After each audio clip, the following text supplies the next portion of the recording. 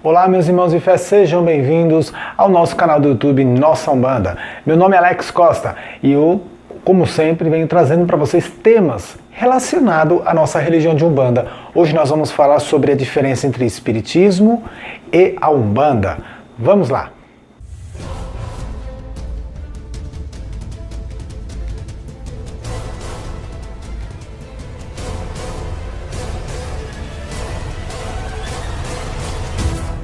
Bom, este tema eu já queria fazer há muito tempo, então eu procurei de alguma forma estudar bastante, pegar bastante informações e poder trazer para vocês de alguma forma bem clara e simples as diferenças entre o Espiritismo e a própria religião de Umbanda. Muitas vezes as pessoas confundem o que é Espiritismo e o que é Umbanda. Mas como assim, Alex, as pessoas confundem? O Espiritismo não tem nada a ver com a Umbanda? É aí que tá. Existem terreiros de Umbanda que têm uma vertente um pouco, digamos assim, voltada para o Espiritismo. A doutrina de Kardec. Tem centros de Umbanda que realizam sessões de mesa branca. E aí as pessoas às vezes não entendem, né? O que é Umbanda, o que é Espiritismo. Ou, eu já ouvi falar muitas vezes que no centro de espírita não se manifestam as entidades de caboclo, de preto velho, e que os espíritas são muito rigorosos nisso. Dizem que essas manifestações são de espíritos atrasados, né, digamos, espíritos inferiores, por ainda utilizarem elementos como a erva, o fumo, a bebida, né, os rituais. Então vamos esclarecer de uma forma bem simples. O Espiritismo é considerado, pelo próprio Kardec, que não é uma religião. Não é uma religião, mas socialmente dizendo, nós podemos dizer que ela é sim uma religião. Quando se pergunta para uma pessoa qual a sua religião, e ela é uma pessoa que frequenta o centro espírita, ela diz, eu sou espírita.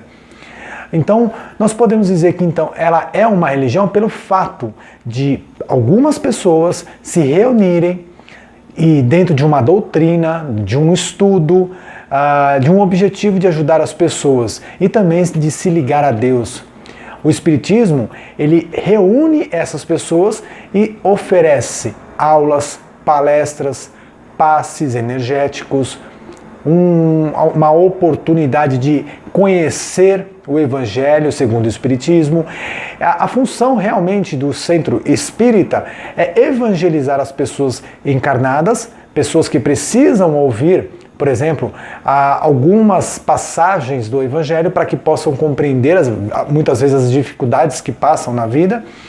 E também ajudar aqueles espíritos que já desencarnaram, espíritos obsessores, espíritos que estão perdidos, ajudar, encaminhar esses espíritos a lugares que eles possam receber um tratamento. Então nós podemos dizer que o trabalho realizado num centro espírita está voltado para a caridade, está voltado também para ajudar as pessoas, de doutrinar essas pessoas mediante ao Evangelho segundo o Espiritismo.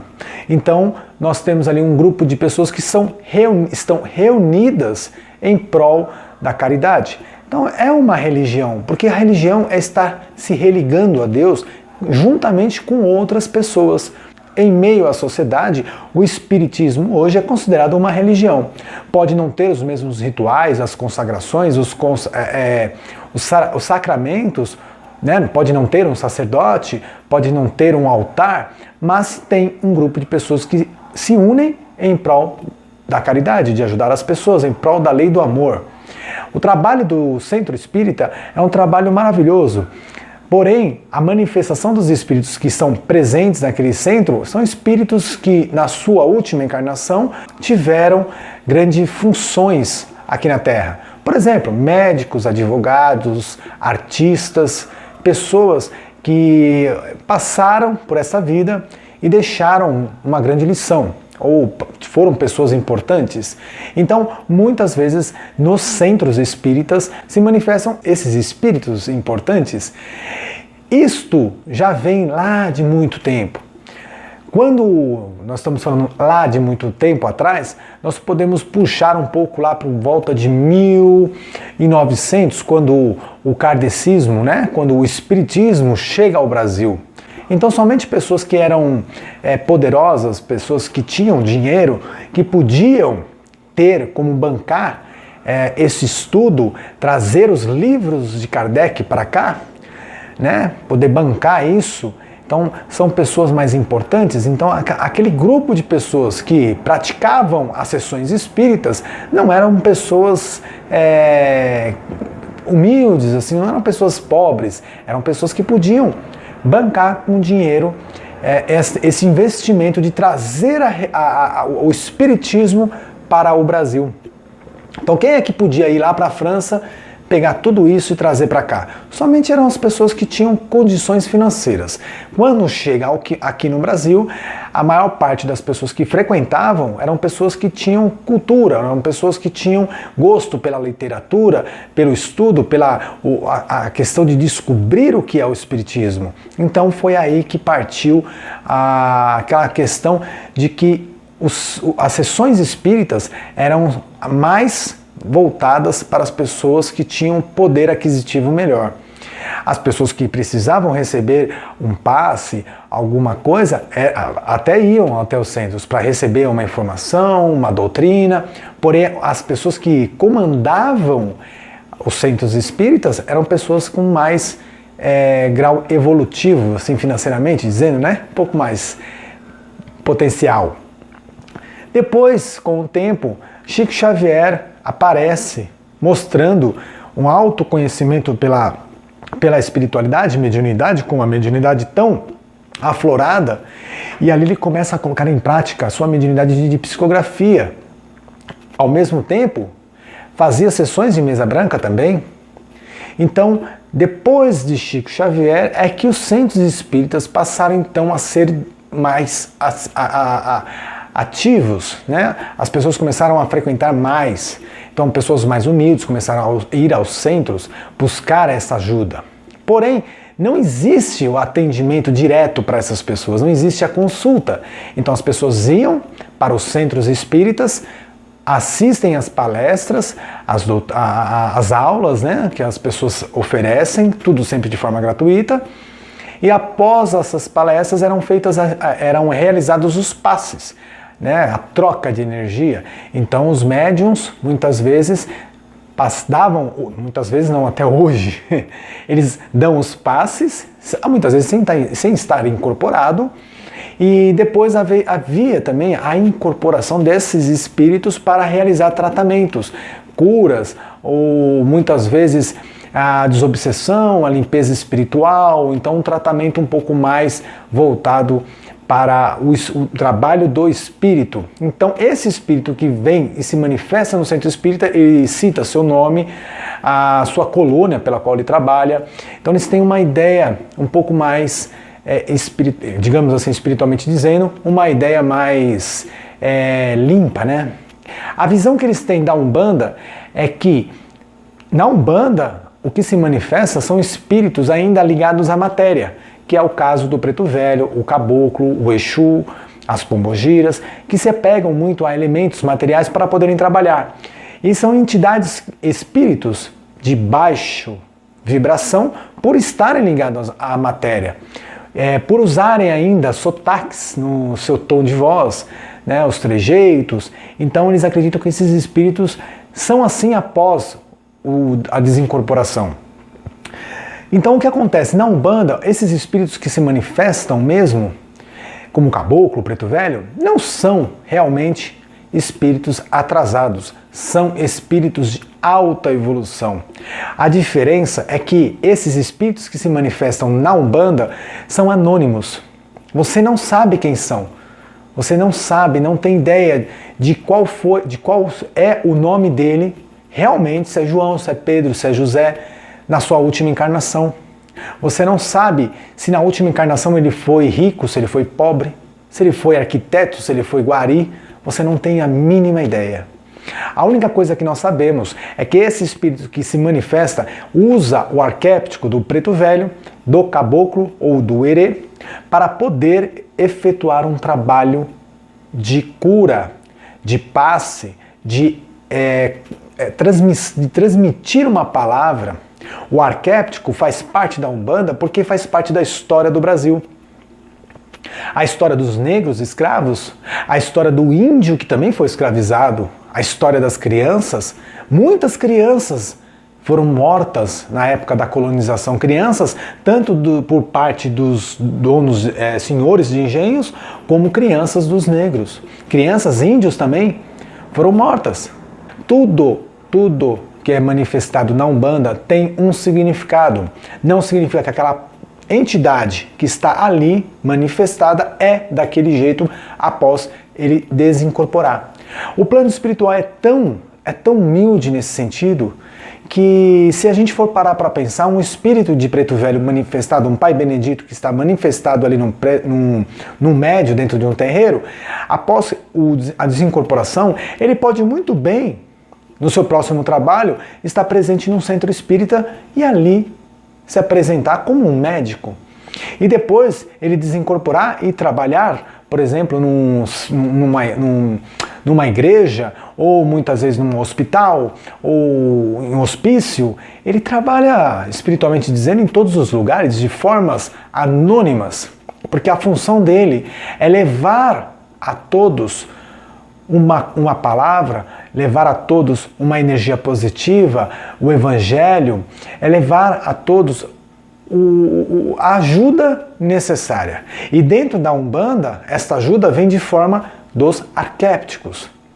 O preto velho, o caboclo não são entidades atrasadas, são entidades, espíritos evoluídos, tão evoluídos que trazem consigo, pode ser muitas vezes, reencarnações de outras vidas, porque ele teve milhares de reencarnações, e em uma dessas reencarnações ele poderia ter sido um negro escravo, ele poderia ter sido um índio, ele poderia ter sido um boiadeiro, um marinheiro, e com este conhecimento ele ajuda as pessoas através da magia branca, da movimentação energética que ele conduz para, muitas vezes, ter influência no corpo espiritual daquela pessoa que tanto precisa. Ele tem um alto conhecimento sobre a movimentação energética, a manipulação das energias através do fumo, que é um elemento, da bebida, que é outro elemento, das velas. Ele utiliza isso como uma forma ritualística de movimentar as energias, de manipular essas energias que ele precisa criar para oferecer àquela pessoa um resultado. Muitas vezes as pessoas não aceitam as palavras, mas elas precisam de ajuda. Então o pronto-socorro, ele oferece isso. O pronto-socorro espiritual comum, um terreiro de Umbanda, oferece a primeira ajuda. Depois a pessoa também tem que começar a despertar a fé interna, a autoestima e começar a buscar a sua própria evolução. Nos centros de Umbanda, nós temos a ritualização. Nós temos os rituais dos atabaques, muitos terreiros também não têm atabaques, mas temos ali a ritualização, temos consagração, temos sacerdote, temos altar. Olha que legal, o altar. Nós temos tudo que uma religião precisa ter para ser uma religião. Quando o Caboclo das Sete Encruzilhadas, em 1908, anunciou a religião de Umbanda, ele anunciou como uma nova religião. Então nós temos aí uma diversidade, né, de Umbandas espalhada pelo todo o Brasil, mas temos os fundamentos básicos, que são os fundamentos litúrgicos, são os fundamentos ritualísticos e os doutrinários. E esses fundamentos você vai presenciar em todos os terreiros. Cada um tem as suas diferenças, nenhum terreiro é igual ao outro, porém temos uma base. E esta base é seguida em todos os terreiros de Umbanda. As características muito parecidas entre a Umbanda e o Espiritismo é a primeira, manifestação mediúnica. Todas as pessoas são médiuns e estão ali utilizando a incorporação como uma forma de levar a mensagem dos espíritos. Então é uma característica muito parecida. A psicografia tanto existe nos centros espíritas quanto na Umbanda, não muitas vezes através da entidade incorporada, mas através da intuição do próprio médium. temos também a crença num só Deus. A Umbanda, ela acredita num só Deus. E o Espiritismo também. A aparência das roupas, por exemplo, muitos terreiros de Umbanda só usam roupas brancas, e os centros espíritas também. O branco, ele é uma cor que representa, no caso da nossa Umbanda, a igualdade entre todos os homens. Não importa se você é advogado, se você é médico, se você é uma pessoa mais humilde, se você é desempregado, ao vestir o branco você se torna igual ao seu irmão. Bom, e aí existem outras características muito parecidas entre Umbanda e Espiritismo. Mas, agora, a diferença é que a Umbanda, ela, enquanto religião, ritualiza, tem um sacerdote, tem o seu estudo próprio também. Muitas vezes a Umbanda traz do Espiritismo a doutrina de Kardec para que possamos entender a lidar com os espíritos, a lidar com mediunidade. Afinal de contas, somos médiuns. Muitas vezes as pessoas falam assim, mas na Umbanda não é médium, é cavalo, é aparelho. Não, é médium. Médium é meio. É uma pessoa que está intermediando o plano espiritual e o plano terreno. Então o que acontece? Tanto faz você estar no centro espírita ou num terreiro de Umbanda, quando você está intermediando as mensagens do plano espiritual com o plano material, você é médium. Seja ele no centro espírita, seja ele na Umbanda, a sua atividade mediúnica vai estar em ação a partir do momento em que ele transmite a mensagem. Agora, os espíritos manifestados na Umbanda, que fique bem claro, não são espíritos atrasados. É preciso estudar, é preciso compreender que esses espíritos estão muito mais além da nossa compreensão. Espíritos de pretos velhos, de caboclos, esses arquétipos, estão muito mais além daquilo que nós podemos compreender. Enquanto nós discutimos as diferenças, eles estão trabalhando, eles estão oferecendo às pessoas que elas precisam realmente receber mediante a vontade de Deus. Então, essas duas religiões, podemos dizer dessa forma, né, se me permitem os espíritas, essas duas religiões têm um trabalho maravilhoso, que é o trabalho de poder praticar a caridade. Cada um no seu espaço, mas tudo buscando levar a informação, levar amor, levar a doutrinação. Enquanto muitas vezes no terreiro de Umbanda se fala muito em quiumbas, obsessores, que faz aquele trabalho de descarrego, né, esses espíritos também são levados para tratamentos, não são levados também de uma tal forma que as pessoas compreendem assim, esse espírito vai ser aprisionado, vai ser preso, vai viver eternamente aprisionado lá no inferno porque ele me maltratou. Não. Muitas vezes você acredita isso, mas esse espírito, depois de retirado do seu caminho, através de um descarrego, esse espírito é levado para tratamento. Porque afinal de contas todos nós somos irmãos, todos nós vivemos para evoluirmos e compreender que o plano espiritual existem várias formas de poder aprender. Existem muitas moradas na casa do meu Pai, disse assim Jesus. Então podemos sim compreender o Espiritismo, podemos sim colocar dentro dos terreiros de Umbanda, cada terreiro dependendo da sua vertente, dependendo da sua raiz. Existem terreiros que realizam essas sessões também espíritas, como Mesa Branca. Eu acho isso maravilhoso, porque a Umbanda ela é isso, ela abre suas portas, ela expande tudo aquilo que ela puder expandir para as pessoas. Então, trazer isso para o terreiro não é desvalorizar a raiz da Umbanda, não é desvalorizar a religião de Umbanda. Até mesmo porque Caboclo das Sete Encruzilhadas se manifestou diante ao público numa mesa kardecista, numa mesa espírita. Naquela época, as pessoas compreendiam quase nada da Umbanda, porque a Umbanda ela só existia antes mesmo, mas não era uma religião ali fundada, não era organizada. Então a manifestação do Preto Velho, do Caboclo, do Herê, até mesmo do Exu, da Pombogira, já existia antes, mas não era organizado. O que o Caboclo das Sete Encruzilhadas fez foi mostrar para aqueles senhores, que era do centro espírita, que a Umbanda veio para dar a esses espíritos que não conseguiam espaço para se manifestarem e poderem realizar seus trabalhos, a Umbanda oferece a esses espíritos a porta aberta. Abre as portas para esses espíritos de negros, de índios, poderem realizar um trabalho caritativo. Então, o que ele fez? Uma mesa branca, mostrar que ali tem espaço para todos. Jamais viraremos as costas para ninguém. Só que a partir daquele dia, a Umbanda se organiza, monta uma estrutura religiosa. Não tinha muita literatura, não tinha muitos livros.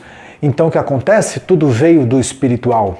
Caboclo das Sete Encruzilhadas traz isso para Zélio Fernandinho de Moraes, que com o tempo foi passando para os seus filhos e dos seus filhos foram passando para outras pessoas. Então o que acontece? Nós temos a Umbanda como uma religião nova, mas ao mesmo tempo é uma religião milenar, porque ela traz todos os rituais, elas são sincretismos de outras religiões. Então trazer o espiritismo, trazer essa doutrina, esse ensinamento, esse conhecimento, este estudo que Kardec fez e trouxe em suas 5 obras para dentro da Umbanda, não é errado. Se sua casa ela não tem este fundamento, esta doutrina, né, basta pensar se vale a pena incluir o estudo sobre o espiritismo, o estudo sobre os espíritos, sobre a mediunidade. Mas ali nos livros dos médiuns diz que as entidades que são ligadas à matéria são entidades e espíritos atrasados. Lembre-se que esta obra foi escrita por volta de 1850. De lá para cá, as pessoas elas foram mudando. As coisas começaram a ficar mais modernas. E o compreendimento e entendimento que nós devemos ter diante ao plano espiritual é outro. É outro. O plano espiritual muda com o tempo e nós mudamos também. Só que nós não estamos à frente do plano espiritual, nós estamos muito atrás. Somos pré-históricos perto do plano espiritual. E nós temos a mania de padronizar tudo aquilo que vem do plano espiritual. Um espírito se manifesta no terreiro de Umbanda, como caboclo, como preto velho, como uma forma de respeito ao que a Umbanda oferece. O que a Umbanda tem, que são as falanges das entidades, são falanges. Então esses espíritos são anônimos. Eles respeitam isso e se tiver algo que eles possam fazer, eles vão sim se manifestar dentro dessas falanges, dentro deste arquétipos. No centro espírita não tem falange, não tem arquétipos, não tem o culto aos orixás, não tem imagens. Então, esse mesmo espírito, se ele tiver que se manifestar lá para ajudar alguém, ele vai utilizar a forma que aquele centro oferece, que é a manifestação de um espírito que desencarnou e que agora se manifesta de uma forma normal, falar normal. Mas a mesma coisa acontece se ele for para a Umbanda, ele não vai falar normal, ele vai usar os trejeitos do arquétipo. Qual o problema? Nós temos que compreender que o plano espiritual é muito ágil. Eles não perdem tempo com as nossas discussões, com as nossas diferenças. Então eles procuram evangelizar aqueles que querem essa evangelização, da forma que eles acharem melhor, seja pela Umbanda, seja pelo Espiritismo, seja até pelo Candomblé, não importa. O Candomblé é uma outra história, nós iremos falar no futuro mais próximo, mas agora a comparação é esta, que existem diferenças, mas existem também semelhanças. Mas para fechar o vídeo, Umbanda não é Espiritismo. Umbanda não é kardecismo. Umbanda é Umbanda. Assim como o Espiritismo tem a sua doutrina, a Umbanda também tem seus fundamentos e também tem a sua doutrina. Vamos aprender a respeitar essas diferenças e a compreender melhor essas semelhanças, para que a gente possa absorver o que é de melhor para a nossa evolução espiritual. Ok? Espero poder ter falado em pouco tempo um pouco sobre as diferenças dessas duas doutrinas, duas religiões, para que a gente possa então mais para frente dar seguimento nesses temas. Tá ok? Bom, para fechar o vídeo, quero agradecer a cada um de vocês mais uma vez por estar nos acompanhando. Se gostou do vídeo, deixa um like, compartilhe, se inscreva no nosso canal. Quer mandar uma pergunta, uma sugestão, uma crítica, pode enviar para o nosso e-mail nossaumbanda2015@gmail.com. Assim que possível, eu estarei respondendo conforme a minha disponibilidade, porque a coisa é difícil, gente, tá apertado, tá? Ó, é trabalho direto. Então peço um pouquinho de compreensão para todos vocês, ok? Quero desejar a vocês aqui muita boa sorte na sua caminhada espiritual, seja na Umbanda ou seja no Espiritismo, mas que vocês trabalhem com amor, que vocês se dediquem à mediunidade, que vocês se dediquem à caridade de forma sempre de coração aberto, porque é isso que nosso Pai lá de cima espera de nós, ok? Bom, é isso, gente. Espero ver vocês no próximo vídeo. Não é a sua Umbanda, não é a minha Umbanda, mas sim a nossa Umbanda. Fiquem com Deus e até a próxima.